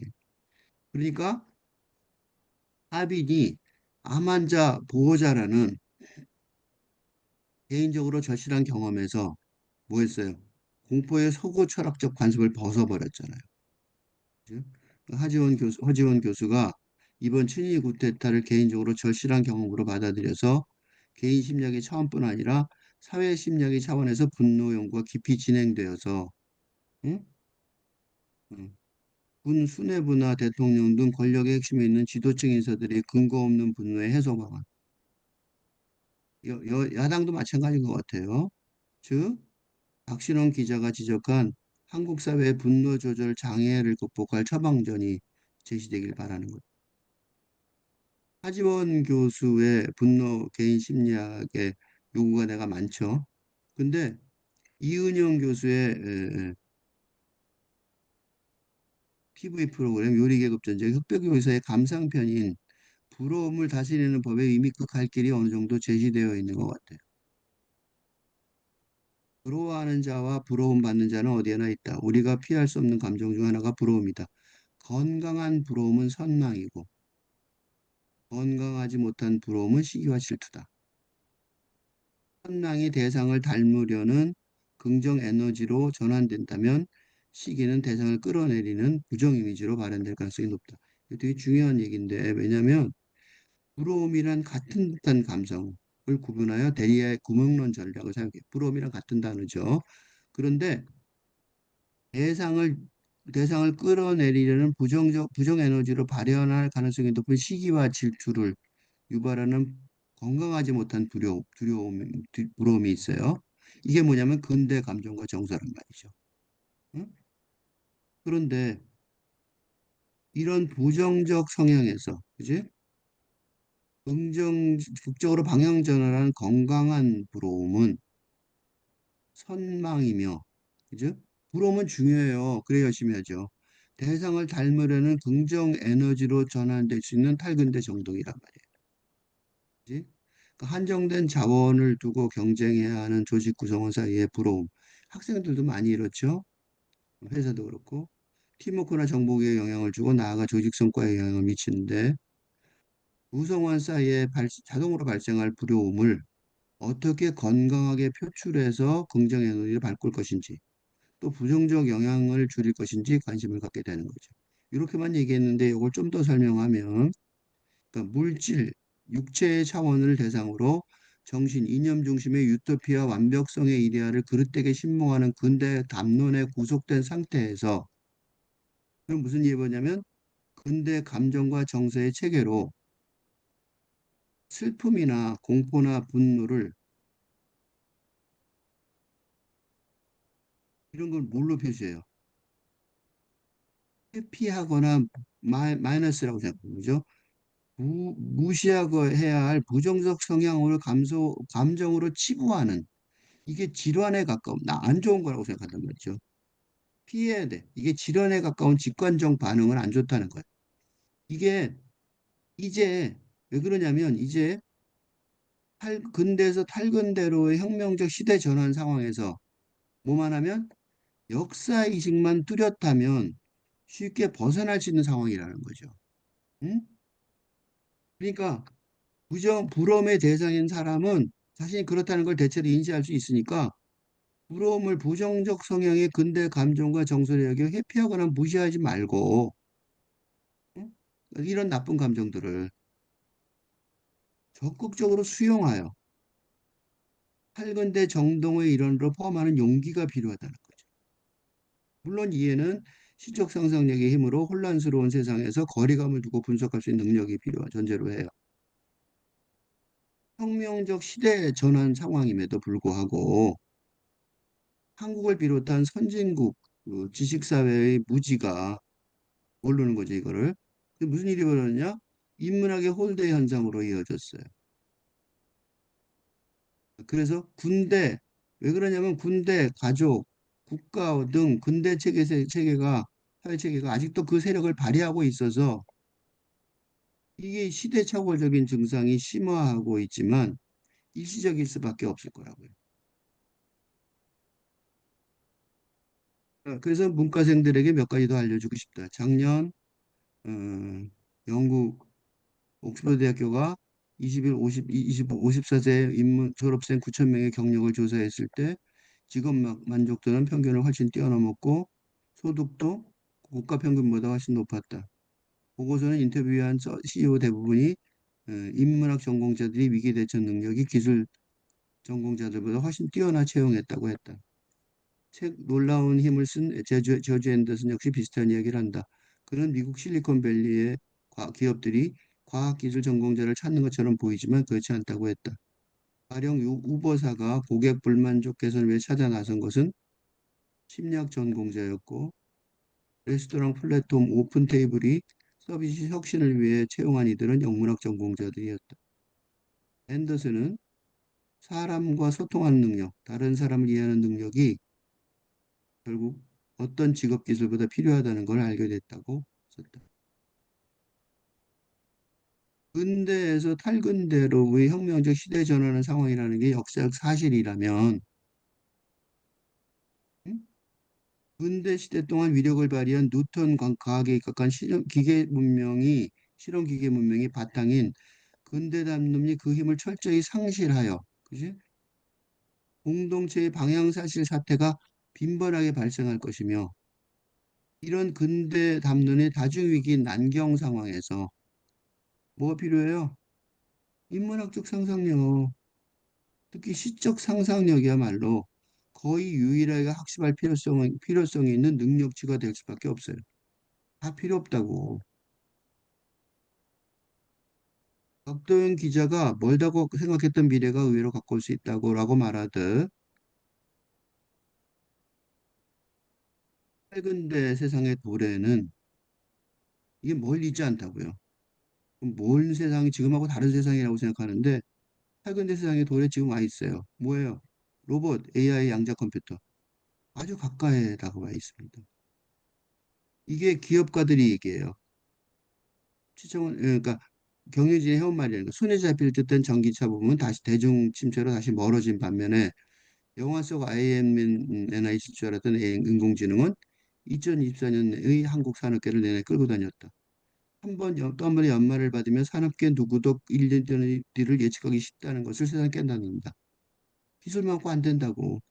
그래서 어떻게 됐냐면 유럽 최대 전기차 배터리 기업인 노스폴트가 파산하면서 여기에 투자했던 골드만삭스와 폭스바겐도 1조 원이 넘는 손실을 보게 됐다.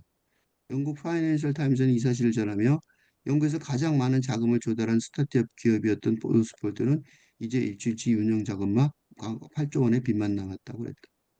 기술자를 믿으면 이 꼴이 돼요. 이를 증명하는 사례 중에 하나가 정치적으로도 있어요. 또 정강현 워싱턴 특파원이 기자 생활의 상당 기간 정치부에서 취재하고 보도했다. 그런 이력에도 최근에 미국 대통령 대선은 이해하기 힘든 지역이 많다고 고백한단 말이죠. 이들은 당선되기 전이에요. 이는 트럼프 대통령 후보의 당선인가.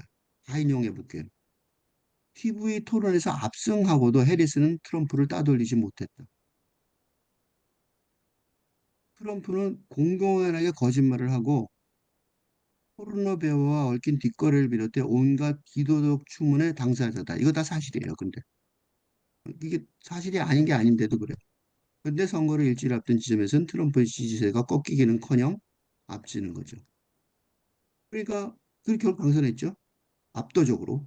저 이해할 수 없는 현상의 배경을 넌지시 짚어볼 수 있었는데 그거는 바로 트럼프가 끊임없이 빗어내는 스토리텔링의 힘이라는 거죠. 조나단 퍼셀이 스토리텔링 애니멀에서 이야기는 끊임없이 우리를 만작거리고 주물거려 우리가 알지 못하는 사이 우리의 마음을 빗어낸다는 거. 나는 여러 도덕적 결함에도 불구하고 트럼프의 재집권이 아른거리는 현 상황을 호모 픽투스, 그러니까 이야기하는 인간의 관점에서 이해해 보려 했다.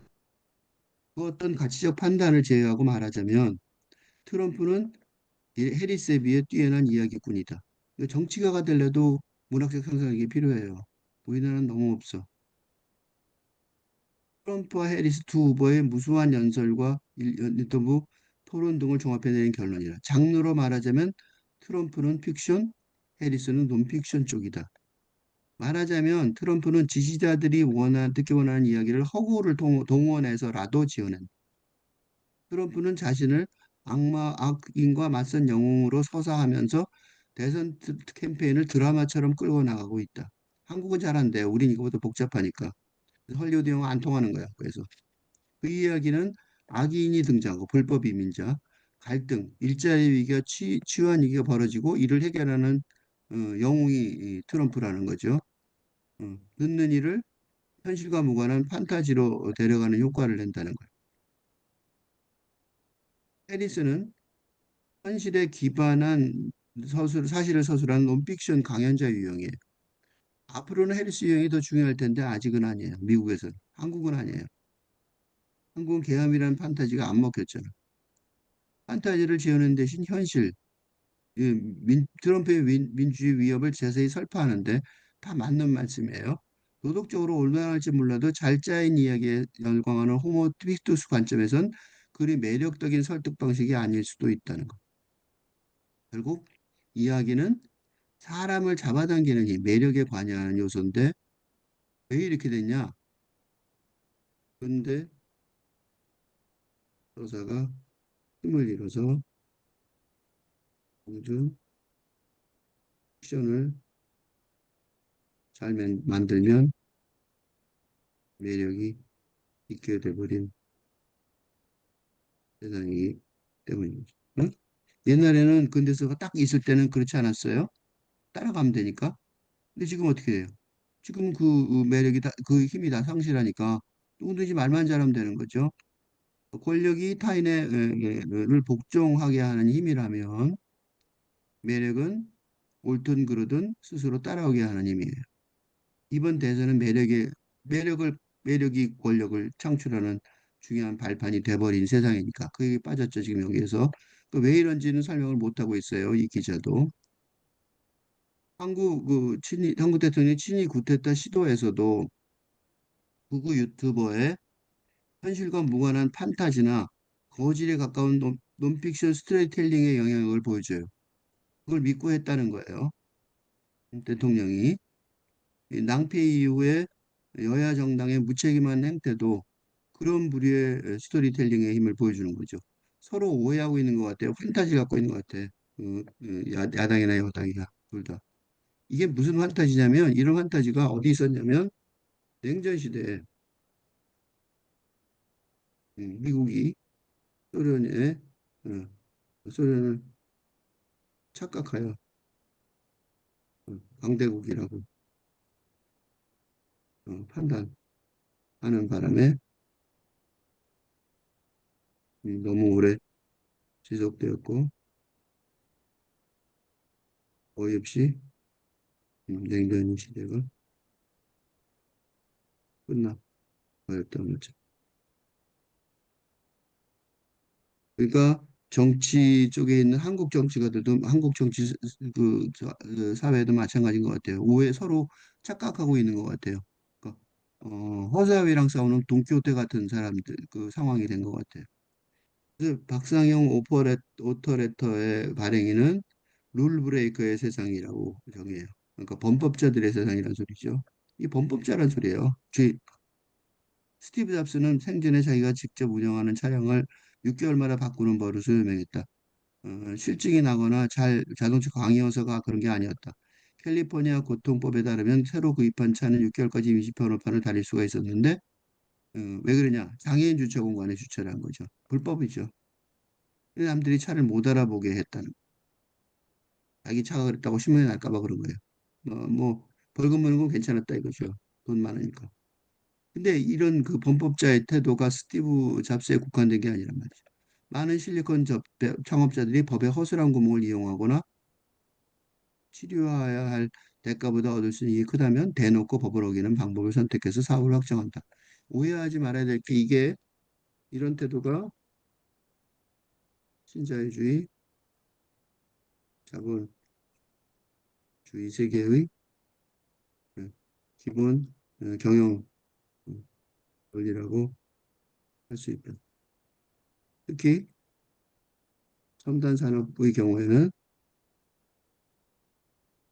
아직 규제하는 없죠. 지금 또 법이 없으니까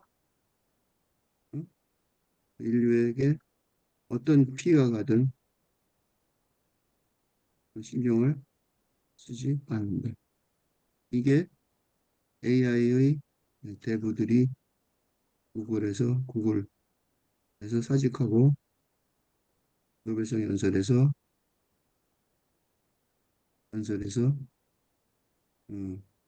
20년 내에 인류가 아, 곧 10년 내에 인류가 멸망할 가능성이 20%라고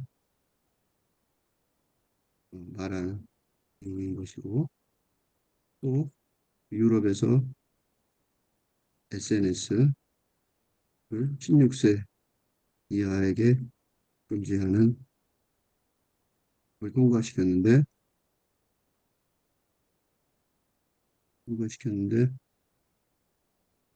이는 뭔지 아세요? 이는 이 다국적 기업들이 이 청소년들을 망친다는 사실을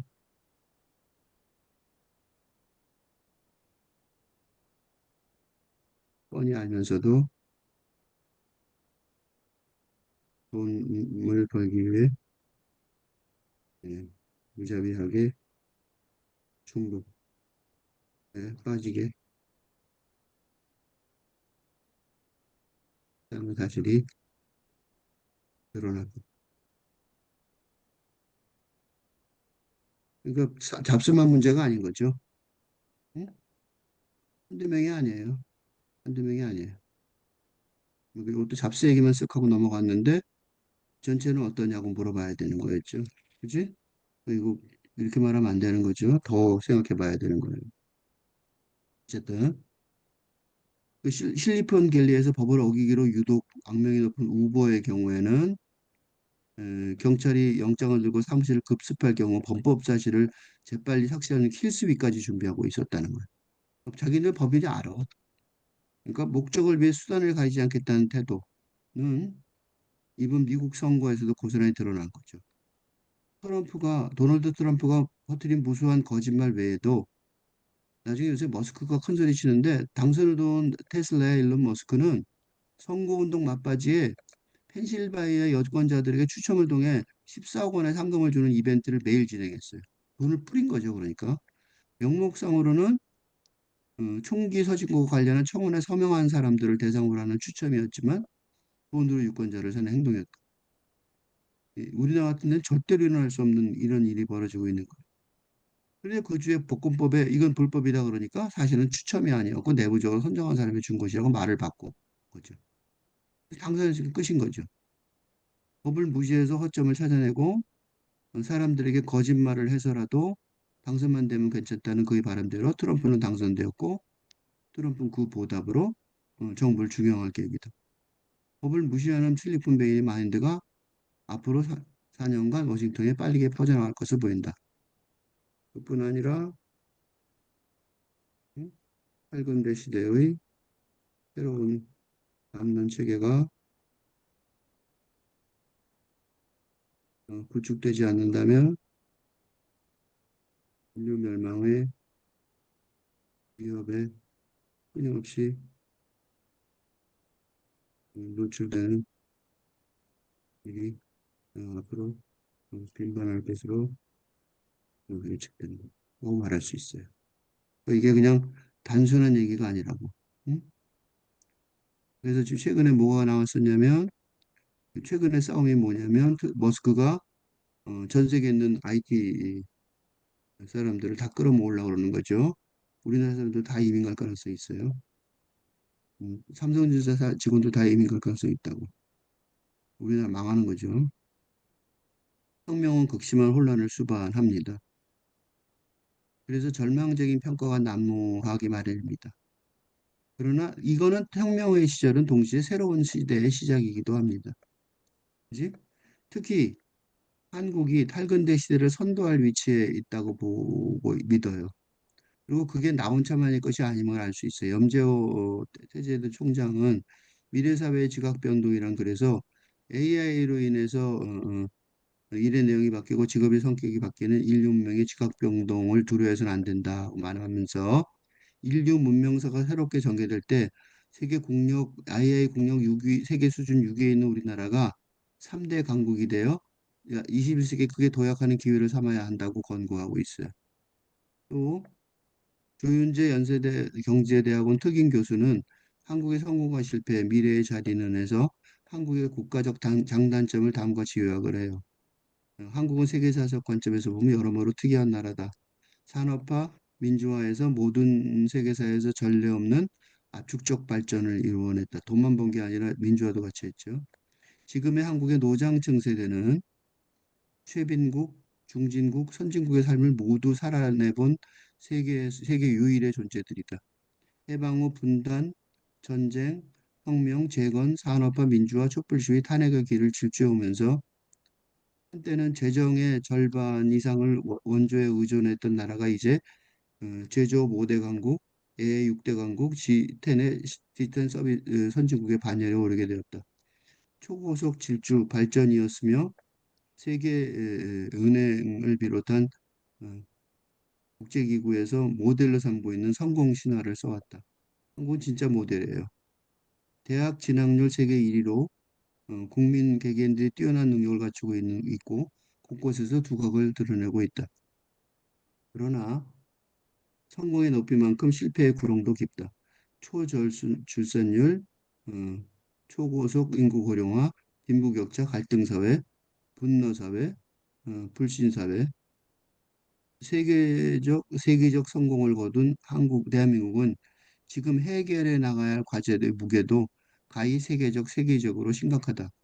환경 오염, 탄소 중립이 전 세계의 지구촌의 과제가 되어 있는 지금 1인당 탄소 소비량 세계 매출량 세계 2위, 플라스틱 쓰레기 배출량 세계 3위에 올라 있다. 사회적 발등과 불신은 OECD 최고 수준이며 출산율은 일찍이 인류사에 없던 최저 수준이다. 초고령인 국가인 일본보다 고령화 속도는 더 빠르다. 수도권 인구 집중률, 자살률 역시 OECD 최고다. 염재호 총장이 주장하듯 그리고 김진현이 대한민국 100년 통사에서 다음과 같이 주장하듯 한국의 탈근대 시대를 선도할 국가가 될 가능성이 열려 있음을 조윤재가 분명히 주장을 해요. 그러나 한국이 심각하게 앓고 있는 이 병들은 우리만의 병이 아니다. 여기에 우리의 기와 희망이 있기도 하다.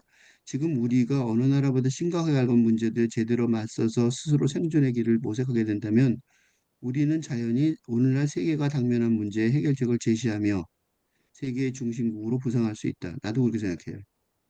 우리만의 문제가 아니에요. 그 과정에서 새로운 문명의 길을 열어갈 수도 있다. 라고 생각해요. 우리는 그것을 해낼 수 있을까? 지금 여러 상황을 보면 결코 낙관적이기 어렵다. 그러나 지금까지 한국인들이 보여준 성공 유전자를 보면 불가능하다고 할 수 없다. 또 한편으로 보면 우리가 이를 해낼 수 있는 좋은 입지에 서 있기도 하다. 동양의 유교 전통을 가진 나라 중 한국처럼 서양 민주주의를 운영하는 나라도 한국만큼 서양 종교인 기독교도가 많고 유교, 불교, 기독교가 평화롭게 공존하면서 해외 기독교 선교 활동을 하는 나라도 없다. 우리가 알건 모르건 우리는 동서양 문화의 융합으로 새로운 문명을 창출할 수 있는 좋은 입지에 놓여 있다. K컬처는 이런 가능성을 보여주기도 한다.